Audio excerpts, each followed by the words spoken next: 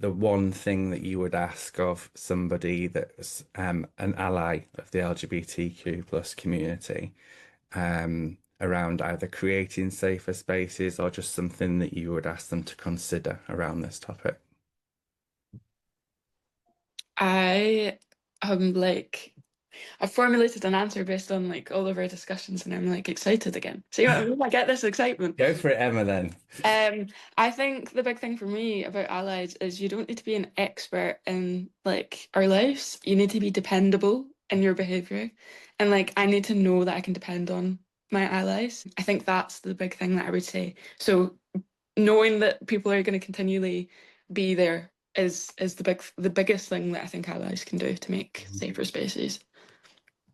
Thank you, Emma. Dhiren. So I'm going to go back to a phrase that our friend Eva Echo told me at one point. Being an ally, or the word ally, is both a noun and a verb. You've got to actively do the action to be the person, to be the ally. And I think and vice versa. And I think that's the thing, is to consistent. I think it goes back to what Emma just shared as well, actually, in terms of it has to be a consistent action. It's no good doing it once and saying, well, that's my bit done. It's a consistent thing.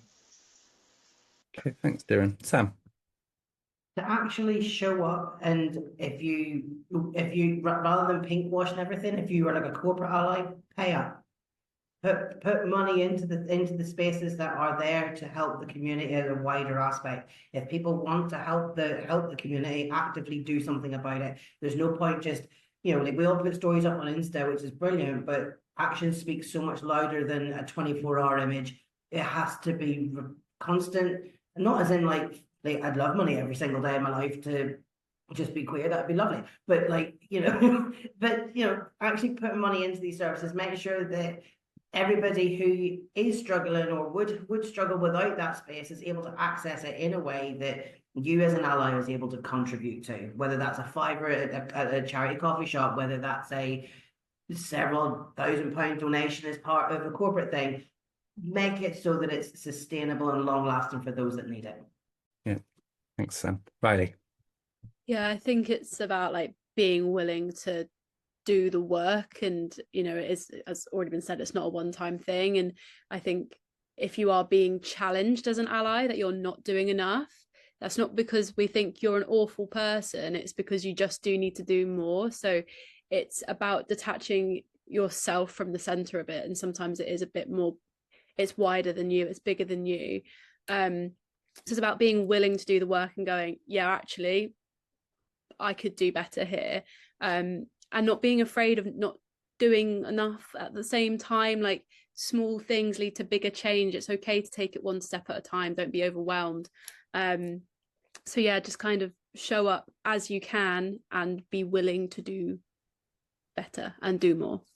Yeah, some great contributions coming in the chat box as well We've got asking us questions and showing up when you say you will and in the way you say. Allyship not being self-declared, it's a term that's bestowed. That one resonates very strongly with me, Andrea. It's a verb, it's not a badge to wear. It being a crucial role, not being about standing by and not calling things out immediately. I think if we're in an immediate sense, if I think back to the hate crime stats as well from yesterday as well, if you see something that isn't right, I know it's going to be difficult to put yourself in that space and call it out.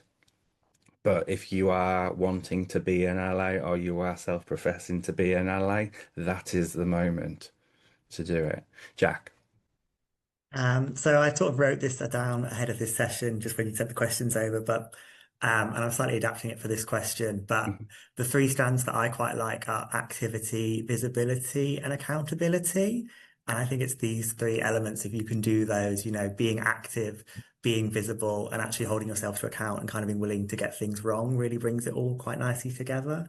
And I'm paraphrasing this slightly, but Tiernan Brady, who led the Equal Marriage campaign in Ireland and Australia, he has a really nice line where it's like, you can have the best values in the world, but if no one knows about them, they don't matter. And I think that's also really important, is, you can actually be a really supportive person, but if the people you're friends with and people you know don't know that and don't know that you're active, and they're not seeing it and they're not being influenced by it either.